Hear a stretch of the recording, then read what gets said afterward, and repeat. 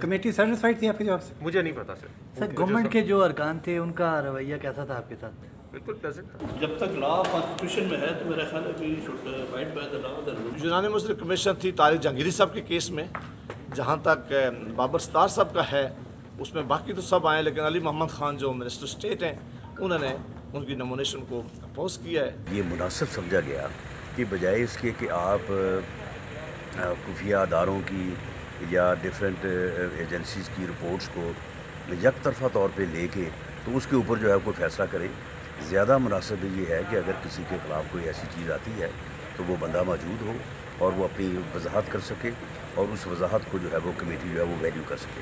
अस्सलाम वालेकुम नाज़रीन, आज आपके सामने एक अहम खबर और ख़बर के साथ सबसे अहम उसका इंकशाफ है। ख़बर तो नॉर्मल है कि इस्लामाबाद हाई कोर्ट में 2 नए जजेस तारिक महमूद जहांगीरी और बाबर सत्तार साहब के तकर्रुर की मंजूरी पार्लिमानी कमेटी ने भी दे दी है। और इस मंजूरी से पहले एक प्रोसेस हुआ कि उन दोनों साहिबान को पार्लिमानी कमेटी में तलब किया गया और उनसे कुछ सवाल जवाब किए गए, लेकिन जब वो कमेटी में आ रहे थे तो इंकशाफ ये हुआ कि दोनों साहिबान को ये इल्म नहीं था कि इस कमेटी में उनकी पेशी जो है वो किस कानून के तहत हो रही है। दोनों जज साहिबान अपनी इस पेशी को कॉन्स्टिट्यूशनल प्रोसेस करार देते रहे, जबकि नाज़रीन ये कॉन्स्टिट्यूशनल प्रोसेस नहीं है। कमेटी का इजलास तो कॉन्स्टिट्यूशनल प्रोसेस है, लेकिन कमेटी में जजेस का पेश होना कॉन्स्टिट्यूशनल प्रोसेस नहीं है। उसमें कॉन्स्टिट्यूशन में कहीं ये नहीं लिखा कि जजेस कमेटी के सामने पेश होकर अपने बारे में किए गए सवालात का जवाब देंगे। ये हुआ कुछ यूँ था कि इससे पहले जो एजेंसीज़ की रिपोर्ट्स आती थी उसमें अगर कोई एडवर्स रिपोर्ट थी तो उसका जायज़ा लेते हुए कमेटी खुद ही उनको ड्रॉप कर देती थी, लेकिन कमेटी ने फैसला किया कि ये दुरुस्त नहीं है कि हम एक तरफा तौर पर किसी रिपोर्ट पर वैक्यूम में फैसला कर दें। बेहतर ही होगा कि कैंडिडेट को बुला कर उससे सवाल जवाब करें, अगर वो तसल्ली बख्श जवाब देता है तो उसको क्लियर करार दिया जाए। तो ये बज़ाहिर एक अच्छा अमल था और मुतफ़िक़ा तौर पर इसका फैसला भी हुआ, लेकिन ये पेशी कमेटी के रूल्स ऑफ बिज़नेस के तहत होती है, न कि आइन के तहत। इस हवाले से क्या कहा तारिक जहांगीरी साहब ने, राना सनाउल्लाह साहब ने और बाबर सत्तार साहब ने, मुलाहिज़ा फरमाइए उनकी अपनी ज़बानी। जहांगीरी साहब, ये पार्लियामेंट में पेश होने की रवायत को आप कैसे देखते हैं नामजद जजों के लिए? ये पार्लियामेंट का एक कॉन्स्टिट्यूशनल प्रोविजन है, उनकी राइट है। तो पहले कुछ जजेस समझते थे कि इंटरव्यू के लिए नहीं आना चाहिए नामजद जजों को। जब तक लॉ कॉन्स्टिट्यूशन में है तो मेरा ख्याल है कि should abide by the law the rule. ये कॉन्स्टिट्यूशन में है, लॉ में है, किस में है? ये कॉन्स्टिट्यूशन में है जी, पार्लिमानी कमेटी। कि वो इंटरव्यू के लिए पेश होंगे नामजद जजेस। अस्सलाम वालेकुम राना साहब। राना साहब, ये जजों को बुला के इंटरव्यू करने की क्या रवायत है? ये फैसला किया है पार्लिमानी कमेटी ऑन जजेस अपॉइंटमेंट इन सुपीरियर कोर्ट्स, तो ये एक कंसेंसस के साथ फैसला था।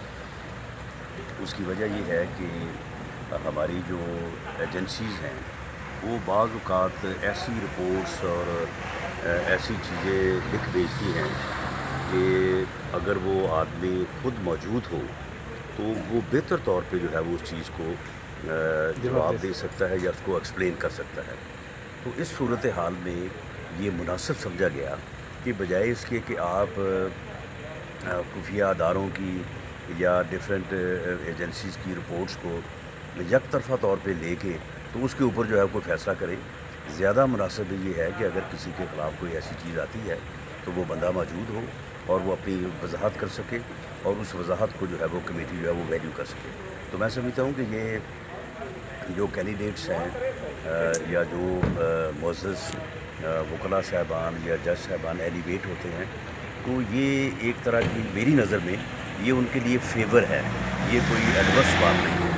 तो यह पार्लियामानी कमेटी का क्या ये अख्तियार है कि वो अदालती कमीशन जिसकी सरबराही चीफ जस्टिस करते हैं उनकी रिकमेंडेशंस को रिजेक्ट कर दें? जी, ये आइनी तौर पे इस कमेटी को ये हक़ हासिल है कि वो 2/3 मेजॉरिटी से इस रिकमेंडेशन को जो है वो रिजेक्ट कर सकती है और उसके बाद फिर दोबारा जो है वो जुडिशल कमीशन को अपना फैसला जो है मगर उसके साथ रीजंस देने पड़ेंगे आपको और दोबारा सुप्रीम कोर्ट या जुडिशल कमीशन उस पर फैसला करेगा। कोई भी फैसला हो, वो किसी आला अदालत का हो या किसी भी स्टेचुटरी बॉडी का हो, तो फैसले पर रीज़न तो दी जाती हैं और रीज़न तो दी जानी चाहिए। अच्छा सर, ये रिवायत हमेशा फॉलो होगी या सिर्फ उनके लिए जिनके बारे में कोई आप समझेंगे कि रिपोर्ट मशकूक है? जी, इसमें जो साहिबान फ़र्स्ट टाइम एलिवेट हों तो उनके लिए तो ये फ़ैसला है, लेकिन जो जजेस एलिवेट हो चुके हों और वो उन्होंने एज जज जो है वो सर्व किया हो तो उनके मुतल्लक जो है वो अभी तक ये फ़ैसला है सर अगर कि ये मुनासिब नहीं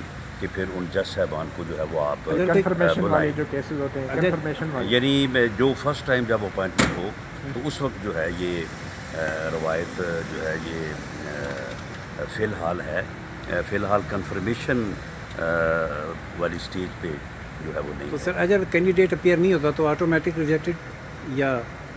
मैं समझता हूँ कि ये पार्लियामेंट का फोरम अगर इसकी बेतौकीरी जो है, वैसे तो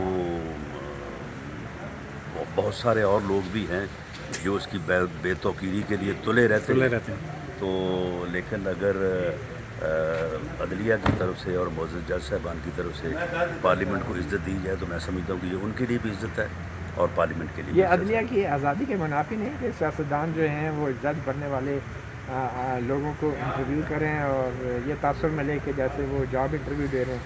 तो फिर क्या ये भी उनके जो है वो ख़िलाफ़ नहीं है कि उनके ख़िलाफ़ जो है वो आपको कह दिया जाए कि जी आप रिपोर्ट बना के भेज दें और आप बड़ी खुशखत रिपोर्ट बना के भेजें और एक तरफा तौर पे जो आपका दिल चाहे लिख दें और उनसे उनको ये मौका भी ना मिले कि वो अपने मतलब बता सके कि जनाब ये मतीउल्लाह जान साहब जो है ना, ये जब एक दिन के लिए मेहमान गए थे तो वहाँ से कुछ चीज़ें पढ़ के आए हैं तो उस पढ़ाई के ज़ोर पे उन्होंने ये सारा कुछ लिख के भेज दिया है।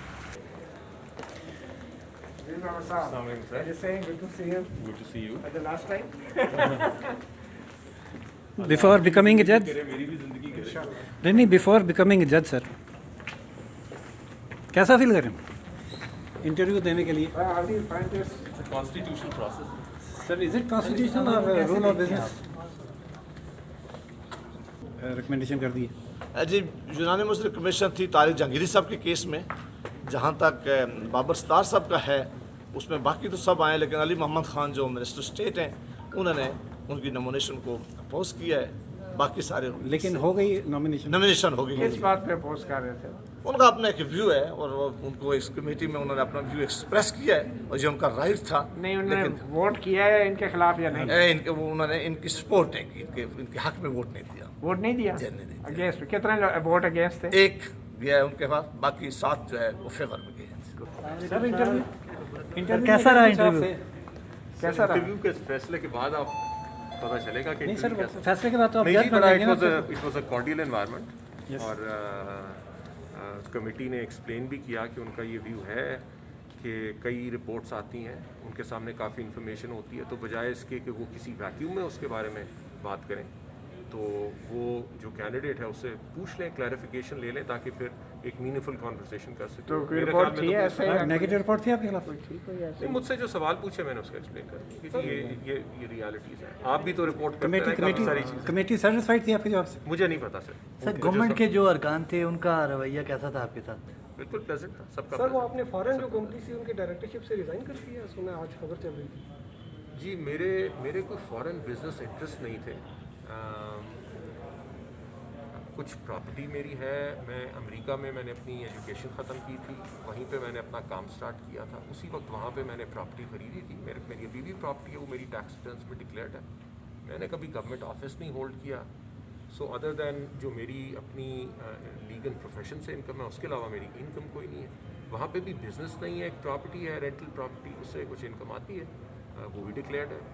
और इसके अलावा कुछ कंपनीज थी एक दो जो फैमिली रिलेटेड जिसका काम था, उसमें क्योंकि मेरी शेयर होल्डिंग थी तो इस वजह से वो डायरेक्टर की पोजीशन में भी लगा हुआ था।